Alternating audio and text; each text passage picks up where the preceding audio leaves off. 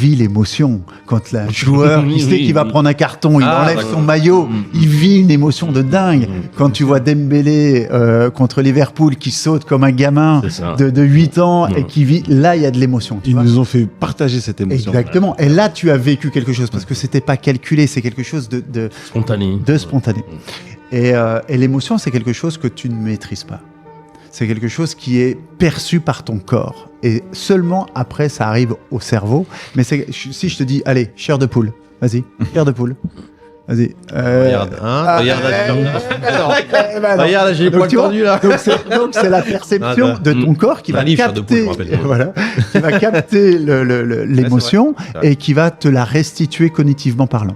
D'accord, ok. Donc voilà. Un très bon exemple. Après, t'as d'autres émotions qui sont fortes, mais paradoxalement, dans le foot en général, mais dans le sport, je vais prendre le sport de combat parce que j'ai accompagné des boxeurs aussi.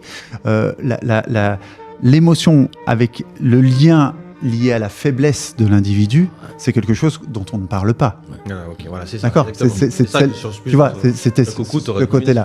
Voilà. Donc, l'émotion liée à la faiblesse montre une part négative dans la psyché du footballeur.